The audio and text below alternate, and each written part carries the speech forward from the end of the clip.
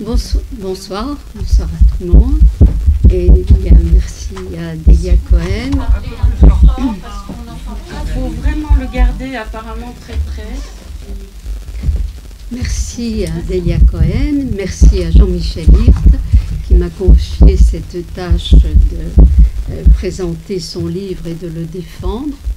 C'est un très beau livre, exigeant, et qui, par les temps qui courent, est très important pour la psychanalyse et pour la pensée.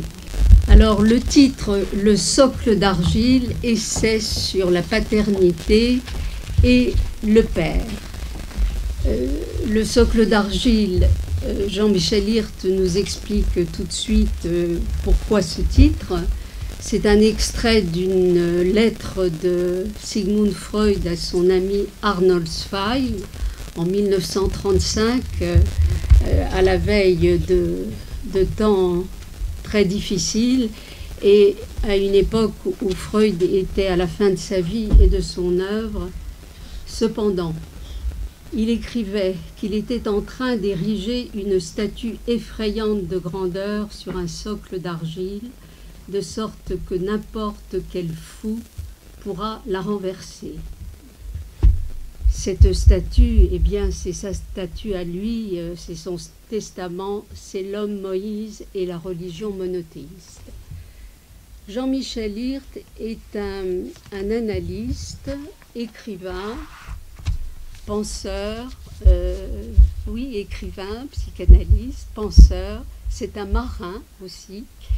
Et il a donc une formation très riche, formation littéraire, formation clinique, psychopathologique. C'est un écrivain, il a une œuvre importante. Je ne vais pas lire la liste de tous ses ouvrages, mais pour donner déjà le fil de sa réflexion qui est au cœur de cet ouvrage, l'un de ses ouvrages, Paul l'apôtre qui respirait le crime, et son dernier ouvrage qui vient tout juste de paraître aux éditions Itac, le naufrage, le renoncement. Non, c'est renoncer au naufrage. J'essaie de me souvenir du sous-titre. Quel est le sous-titre? La pulsion au service du vivant. Voilà, la pulsion au service du vivant. Eh bien, c'est ce livre, Le socle d'argile, poursuit cette recherche de Jean-Michel sur la question de la pensée et de ce qu'il en est du travail de pensée et du travail de la culture. Autrement dit, ce qu'il en est de la dimension spirituelle dans le travail de pensée. Il s'inscrit dans le sillage de ces analystes de l'APF, où il a reçu sa formation, de ces analystes exigeants qui ont une œuvre considérable, et Jean-Michel s'inscrit dans ce sillage. Il les nomme Vladimir Granov, Marie Moscovici, Nathalie Zasman, Guy Rosolato. Il s'inscrit dans ce sillage à partir de sa formation et de ses questions. Et je dirais que ce livre, Le socle d'argile, est un livre important pour nous aujourd'hui, psychanalystes, et je dirais citoyens, dans la mesure où cette question de la paternité et du père est plutôt malmenée. Bon, bien sûr, les courants féministes, la libération de la parole des femmes, la libération des femmes, la libération de la procréation, les mutations sociétales, avec la possibilité d'être parent quand on est un couple homosexuel. Donc il y a toute une bascule des repères de la société patriarcale, et je dirais qu'il nous faut beaucoup de temps sans doute beaucoup de générations, en tout cas un certain nombre après la nôtre, pour apprécier ce qu'il en est de cette mutation, en tout cas de la paternité, à partir de ces bouleversements de la société. Je dirais qu'on ne peut pas faire des réflexions très en surface sur ces questions tout à fait essentielles que nous rencontrons chacun dans notre pratique de psychanalyste. Eh bien, Jean-Michel ne va pas justement à la surface de ces questions. Il nous entraîne dans un voyage au centre du Père. C'est une de ses expressions. Et je dirais que pour être psychanalyste, il faut bourlinguer. Je disais qu'il était marin. Et voilà, et il nous embarque très au large pour affronter cette question de la paternité. Freud, le père de la psychanalyse, et je dirais que une de ses disciples, celle avec laquelle il n'y a pas eu de guerre, comme avec les hommes, Lou Andréas Salomé, qui est une petite sœur ou une grande sœur de Jean-Michel Hirt. Je dirais que là, je parle de Lou Andréas Salomé parce que c'est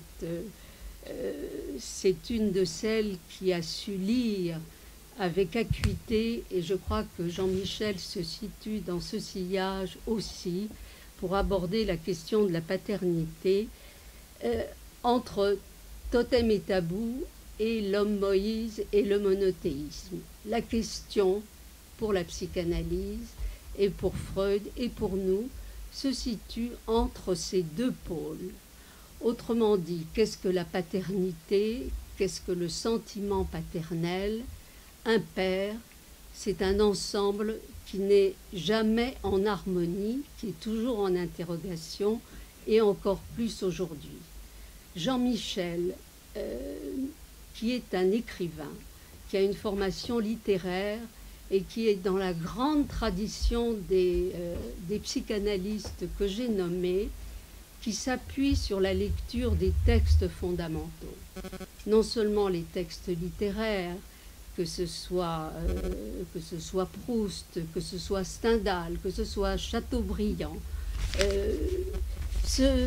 tous ces grands textes où la question de la paternité est absolument centrale, mais il est aussi nourri par les textes, les grands textes fondamentaux de la psychanalyse, bien entendu Freud, Moïse et le monothéisme, Totem et tabou, ce texte qui était très chéri par Freud, bien que ces données anthropologiques soient tout à fait contestables, mais c'est son texte chéri pour aborder justement cette question. Et je souligne cette tension que va développer dans son livre Jean-Michel entre le géniteur de la horde primitive et le père de l'homme Moïse et la religion monothéiste. C'est-à-dire que la grande question que Jean-Michel Hirt développe dans son ouvrage, c'est celle de cette tension entre comment est-ce que le géniteur, autrement dit le barbare, au sens non seulement de la barbarie, mais celui qui ne parle pas la langue, comment ce géniteur va, à partir du moment où il y aura eu un meurtre, accéder à la paternité. Or, c'est cette question-là qui est absolument centrale dans le questionnement de Jean-Michel. Alors, nous avons, l'écrivain nous brosse le portrait de tous les pères pour en extraire quelques onces de paternité, ou plus précisément pour illustrer ce qu'il en est de cette tension de l'homme chez le père ou du père chez l'homme. C'est toujours cette tension-là. Alors nous avons des portraits magnifiques, évidemment, du capitaine Achab et de sa baleine, le père absolument terrible, mais qui, qu'en est-il, qu'est-ce qu'il a fait de ses marins, de son équipage? Je dis que Jean-Michel est un navigateur, de très belles pages sur l'œuvre de Melville est très vivifiée sous la plume de Jean-Michel, parce que c'est pas seulement Moby Dick, c'est aussi toute l'œuvre de Melville qui est animée sous la plume de Jean-Michel pour nous faire vivre cette tension. Qu'est-ce que c'est qu'un père dans un homme? Alors, il y a tous les pères aussi de la, je dirais, des trois religions monothéistes, où Jean-Michel, qui connaît en profondeur ces textes-là, nous fait vivre, je dirais, le drame, le dilemme de ces différents prophètes, bien sûr, avec la question de la paternité. Il y a bien sûr il y a les pères et leur impossible paternité dans leur sacrifice du fils. Il y a tous ces portraits, toutes ces galeries de pères indignes qui sont au plus près de l'inceste, bien sûr, hein, que ce soit le père adoptif de Lolita.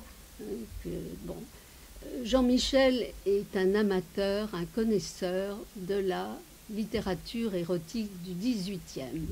Et ce n'est pas par hasard si il met en exergue toujours cette tension entre le géniteur de la horde et la paternité, je dirais, de la spiritualité, avec au milieu une très grande connaissance de Sade, qui est très présent. Bien entendu, toutes les figures sadiennes de la paternité barbare est là, toutes les figures de l'inceste sont là, mais il y a également toute cette question de la paternité qui nous concerne, nous, en tant qu'analystes, à savoir notre rapport à la transmission, ce que nous avons reçu de nos pères, de nos formateurs, ce que nous transmettons dans le transfert. Et il y a des pages extrêmement délicates sur le vol de l'image par un père, par une fille dont l'image a été volée par le père. Je dirais qu'une clinique extrêmement délicate, mais qui va au cœur de la question de la paternité. Bon, il y a bien sûr toute la galerie de ces pères, non pas les pères indignes, le père du côté de celui de la horde primitive, mais le père qui se protège d'une armure, qui porte le nom de père, mais qui n'est pas incarné en tant que père. Alors c'est le cas du père de Stendhal, dont vous savez que Henri Bell a renoncé, a abandonné son nom, puisque dans un passage superbe que cite Jean-Michel, il dit que Chérubin Bell, c'est-à-dire le père, ne se soutenait que de son fils que pour son nom, et non pas en tant que fils. Il n'était que le soutien du nom et non pas un fils. Alors c'est une question qui est tout à fait aussi centrale, évidemment, chez Chateaubriand, encore un fils douloureux, avec un père de grande froideur. Je dirais que ce qui est aussi très vivant dans le livre de Jean-Michel, c'est que c'est un fils aussi qui écrit. C'est un jeu incarné qui écrit à partir d'une expérience singulière, la sienne, celle d'un fils. C'est une expérience douloureuse, mais expérience qui qui a été sauvé par la psychanalyse et par l'écriture, ce dont témoigne toute son œuvre.